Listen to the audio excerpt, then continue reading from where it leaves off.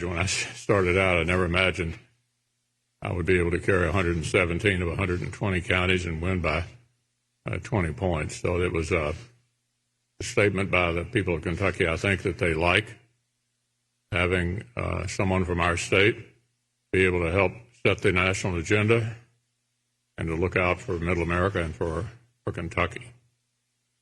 Beyond my race, as all of you know, we picked up 13 seats in the state House, 2 seats in the state Senate, and I think even more significant, given the challenges Republicans have had in recent years in the suburbs, won back 2 seats here in Jefferson County that were lost 2 years ago in suburban eastern Jefferson County.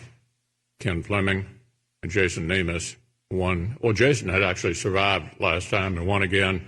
Ken Fleming won his old seat back. So I think we're very much aware of the challenges that we have in the suburbs across America.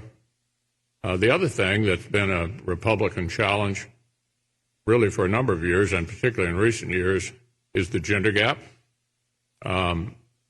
We haven't totally broken it down, but at one point, at least in our tracking, I was ahead among women in Kentucky, and I think that must have been the case given the size of the margin. So it was a very gratifying victory for our side in Kentucky and for the opportunity to continue to serve our people and to set the agenda at the national stage. Now, I know what's on your minds. I don't know whether I'm going to be the defensive coordinator or the offensive coordinator as we speak. I can tell you the latest that I know, which is not definitive. We're in a pretty good position in North Carolina, but not able yet to declare victory. In Maine, they have an unusual situation in which if either candidate fails to get to 50, they go back and apply something called rank order voting. In other words, you put down your second choice, and then they start adding second choices. As of the moment, Senator Collins is over 50. If that were to be sustained until they finished, she would win without going to rank order voting. So it's not a runoff, but they go start counting your second choice if neither candidate reaches 50. In Georgia, the only state in the union that requires you to get 50% in the general election, Senator Perdue is ahead, but it's not clear yet whether he will win without having a runoff. And, of course, we have another runoff in Georgia anyway because the other Georgia seat is an open seat, and under Georgia law, the way open seats are done is like a jungle primary. Everybody runs, and if anybody doesn't get to 50, the top 2 have a runoff. And so in the other one, we know there will be another race January the 6th in the other Georgia Senate race.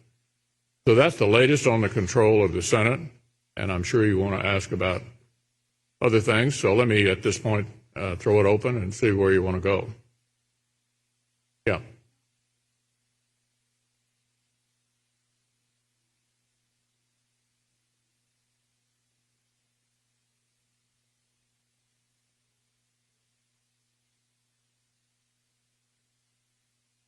Well, I think we've talked about this before, but how you vote is determined at the state level and not in Washington. Every state does it differently. We did it differently this year under an agreement between the governor and the Secretary of State. And our job as candidates to adapt to however they want to conduct the vote. And there's no question that there are a greater number of states doing more both early and absentee voting this year because of the coronavirus. So we have to adapt to whatever the rules are in given states. It's not up to the federal government to determine how that's done.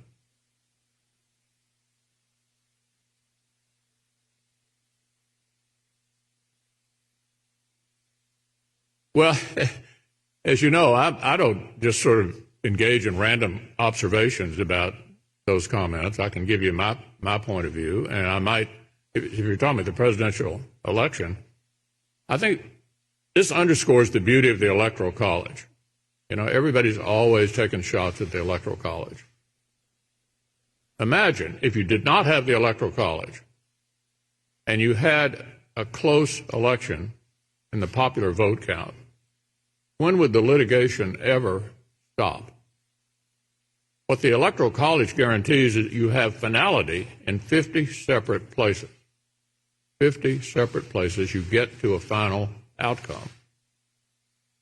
We saw under the Electoral College in 2000,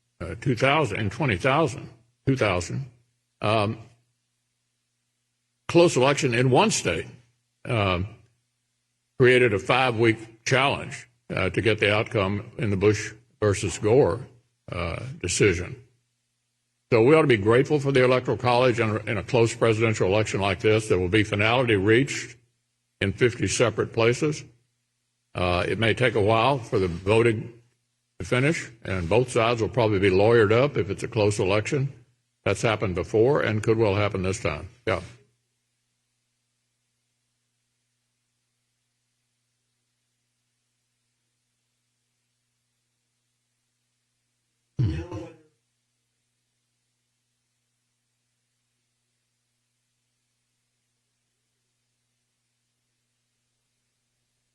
No, I'm not, because the Democrats have got lawyers out there already. I mean, looking at the Senate, both sides are lawyered up in Georgia, North Carolina, Maine, both sides. Going to court is the way we resolve uncertainty in our country. So, no, I'm not troubled at all by the president suggesting that, because the other side's already doing it too. And you can anticipate in close elections, both sides will be lawyered up and we'll end up in court. It's happened over and over and over again. Nothing unusual.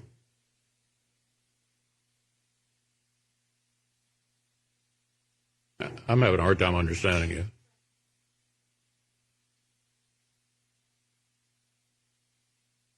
Well, it's not unusual for people to claim they won the election. I can think of that happening on numerous occasions, but claiming you win the election is different from finishing the counting. And what we're going to see here in the next few days, both in the Senate races and in the presidential race, is each state will ultimately get to a final outcome. And you should not be shocked that both sides are going to have lawyers there, both in these close Senate races and in the presidential contest.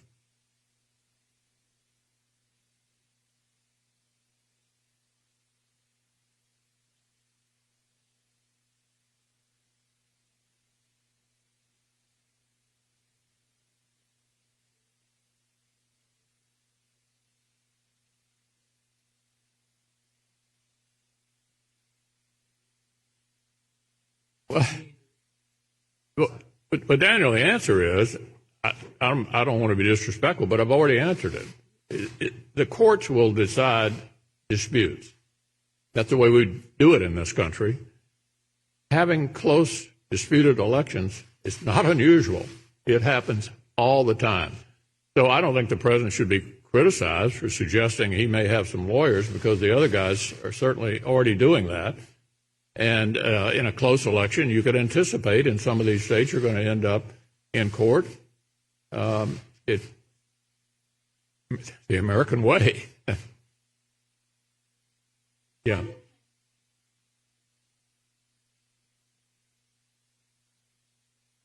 Well, I'm not sure whether I'll need to or not. We don't know who won the presidential race yet. We'll see what the American people decide they want their government to be. I don't know whether I'm going to be the majority leader or the minority leader. As I've told you, I've been both. Majority is better. And but we're awaiting the judgment of the American people. Now, on the Senate, there is a chance we will know by the end of the day. I'm told we're more likely to get a definitive answer, and this could be incorrect, by the way, but I'm told we're more likely to get a definitive answer in North Carolina and Maine by the end of the day than we might be able to get a final answer in Michigan, or whether or not we're going to have 2 runoffs in Georgia instead of 1.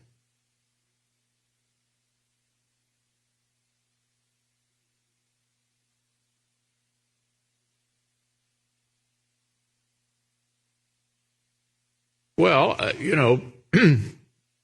voter behavior is obviously impacted by the campaigns that you put on. And we tried to make as an aggressive argument as we could that my opponent was pretty much in line with where Democrats are nationally on every issue.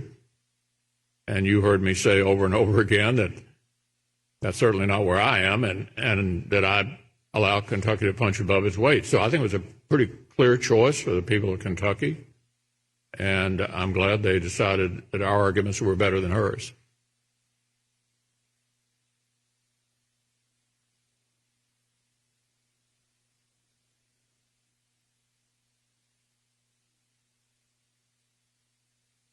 It's been an amazing transformation over my time in the Senate. When I first ran, and by the way, I won by one vote a precinct in 1984.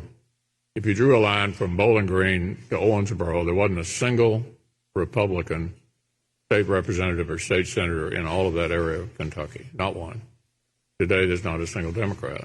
And after yesterday's election, that could almost be said all over Kentucky, except for our three largest counties, Jefferson, Fayette, and Franklin. Eastern Kentucky did a complete transformation. I think that's a legacy of President Obama's war on coal, and then the popularity of the current president added on to that has flipped counties that I used to get 40% if I was lucky in to getting 60 and 70%. So, yeah, I think Kentucky's undergone a political transformation. It was happening, but really speeded up after Obama and Trump. And the last indicator is registration. 2.5 to 1 Democrat 36 years ago, almost even now. Registration is the last thing to change. Change your voting behavior before you change your registration. Yeah.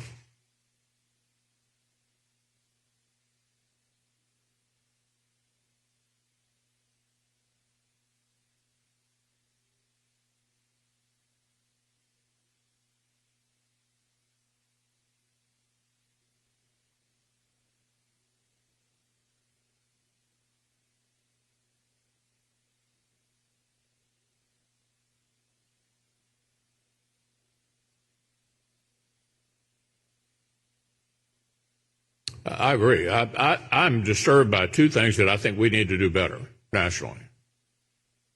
Number one, my hat's off to them for Act Blue. I think it is an incredibly effective model to reach out and to a lot of small donors and pull them together and target them in a particular direction. We were way behind on that model. We set up Win Red last year. Some of us did pretty well. I, for example, had over 1 million donors, average donation $35. But we are behind overall in this business of online fundraising, which harnesses small donors, which I think is a terrific model. So that's something we need to do better. Secondly, I'm disturbed by the loss of support in the suburbs nationwide. We saw it here, although I must say we did win 2 seats, 1 back and 1 kept in the suburbs of this county. Whatever slide we witnessed last year in northern Kentucky, I think I reversed that yesterday, so I think that turned out well from my point of view. But yeah, I think if you look at our situation, Republican situation nationally, I think we need to win back the suburbs.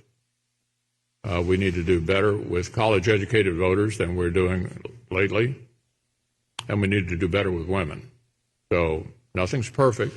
We had overall, I think, a better election than most people thought we were going to have across the country. But, yeah, we have improvement we need to make.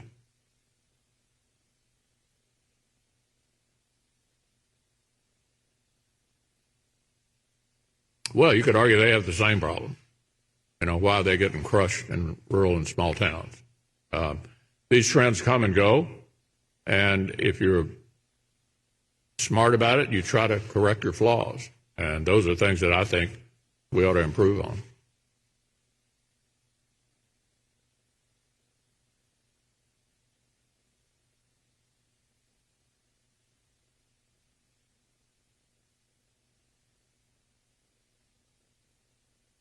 Yeah, as I've said repeatedly in the last few months, we need another rescue package. The Senate goes back in session next Monday. Hopefully the partisan passions that prevented us from doing another rescue package will subside with the election. And I think we need to do it, and I think we need to do it before the end of the year.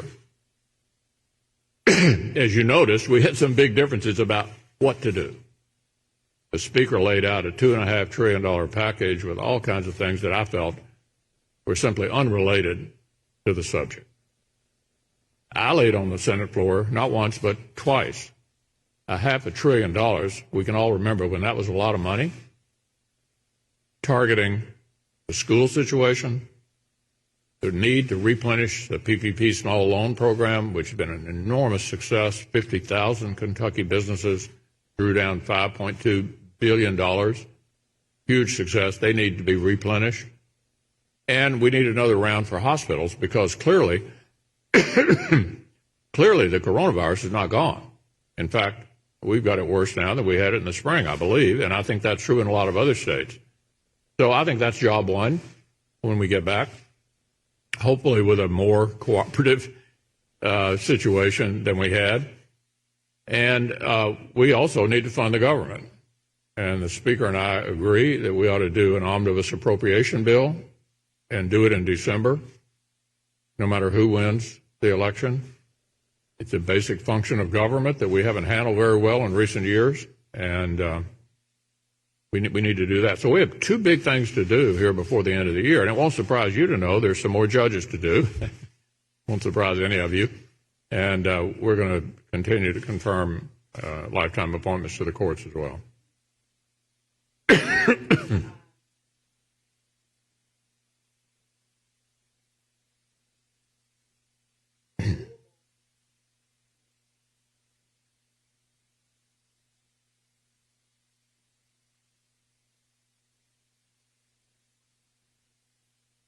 Well, we've already sent Louisville, I believe, I don't know, Terry, do you have the figure? It's $137 million or something like that. Yeah. We did $150 billion for state and local government in the CARES Act, which basically was written by myself and my team. And it's a possibility that we will do more for state and local government. Many state and local governments are doing very well. So what happened as a result of that state and local plug that we put in the CARES Act is some states are flush, others aren't. And we need to look at the formula. If we do that again, we need to look at the formula and make sure there's a real need there. And also we need to make sure we're not basically allowing state and local governments to cover up or cover over pre-existing problems like pension problems and other problems that they've created for themselves. And so it's not quite as simple as it sounds. This is a big item for the Democrats, as you can imagine, and they're still going to control the House, and so we'll have to reach some kind of agreement, but it's not something that my side is very, very fond of because it's hard to figure out who really needs it and who doesn't.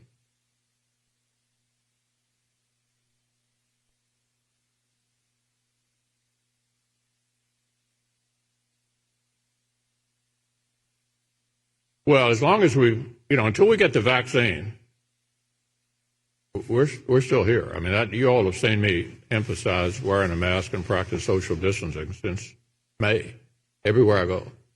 And this vaccine is not going to go away till we kill it. So that's job one. We've already allocated an enormous amount of money toward testing, treatment, and vaccines. We may need to do more in the next rescue package, because ultimately you got to kill the vaccine before we get back to normal. There's no other way to get back to normal. You can keep pumping money into the economy forever, and it won't solve the problem until we kill the virus. Having said that, there are other sectors that need help, and I outlined what I think is appropriate, but I don't get to make the final decision. We have to deal with the Democrats. And what I'm saying is, I think now that the election's over, the need is there, and we need to sit down and work this out. And state and local could end up being a part of it. I'd like to see it done a little more skillfully than simply providing borrowed money for everyone, regardless of their need. Yeah.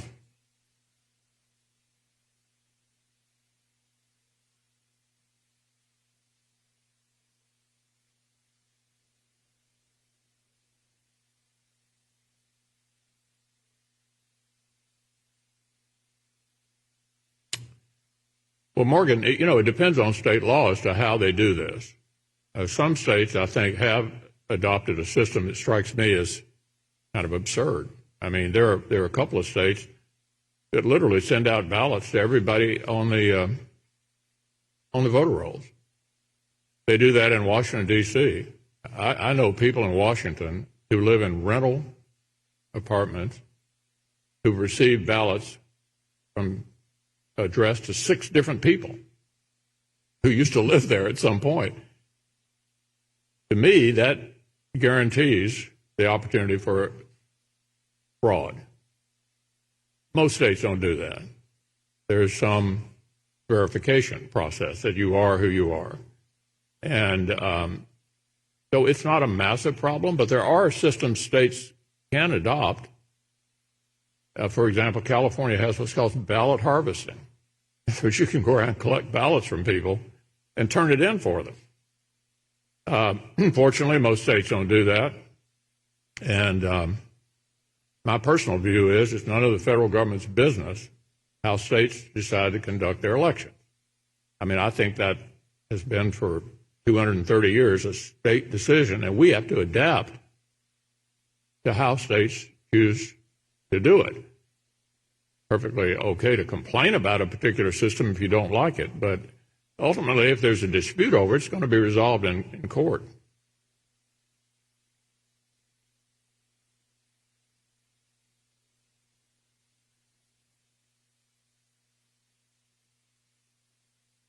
Well, the results are accepted when you get finality in 50 separate states. And the finality decision is up to states. And we're waiting, whether I'm going to be the majority leader or not, the outcome of a state decision in North Carolina, a state decision in Maine, a state decision in Michigan, and a state decision in Georgia.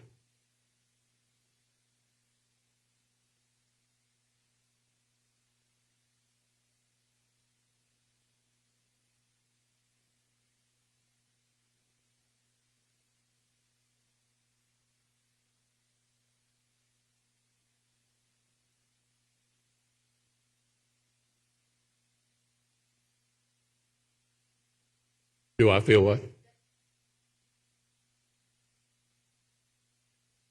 Well, in March and April, we came together and passed the CARES Act without a single dissenting vote. So it's not impossible for us to get together. As I've said repeatedly, I think the closer we got to the election, the more that interfered with getting an outcome. The election is over. We don't know for sure all the outcomes, but hopefully we will by next week when we go back in session. And we need to sit down and talk to each other like we did back in March and April and address the problem. And I'm confident we will, no matter who ends up running the government, no matter who's in the White House, no matter I think we know the Democrats are going to run the House, and no matter who runs the Senate. It's time to overcome all that and get results.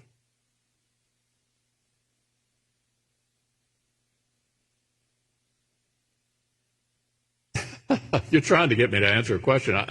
Well, obviously, I'd a lot rather be the majority leader than the minority leader. If it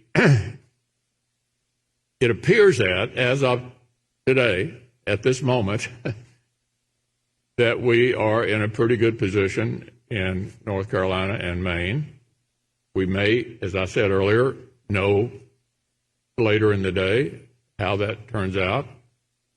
If my math is correct, if we win in North Carolina and Maine, I'm still the offensive coordinator. So we may know by the end of the day. And then there are others that are still to play out. 1 or 2 specials in Georgia and the Michigan Senate race. We have a fabulous candidate up there who who's got a real shot.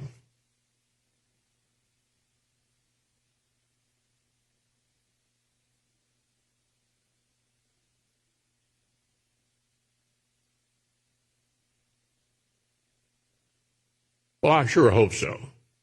You know, Ruth Bader Ginsburg said last year, not Mitch McConnell, Ruth Bader Ginsburg said last year 9 is the right number. Talk about destabilizing the courts. Imagine if you started, every time the power shifted, you started adding new judges, they'd have no credibility at all. It's a terrible idea. And I was disappointed in my old friend Joe Biden for not just ruling it out, which surprised me, frankly.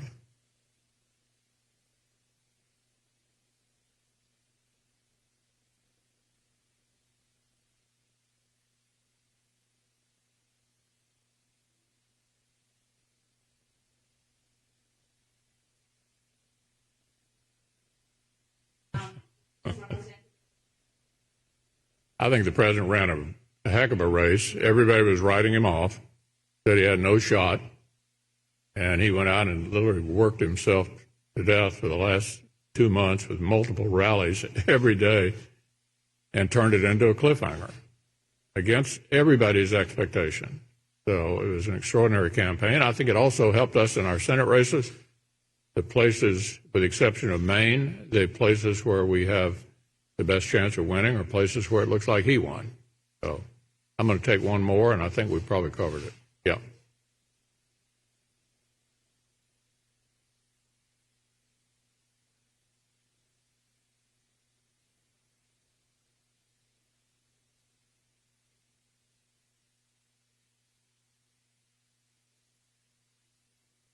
Yeah, I never comment about security. As you all know, that goes with this position, and I've had it since I was whip almost 20 years ago. And my wife, it goes with this position of cabinet members. But beyond that, we don't comment on security issues.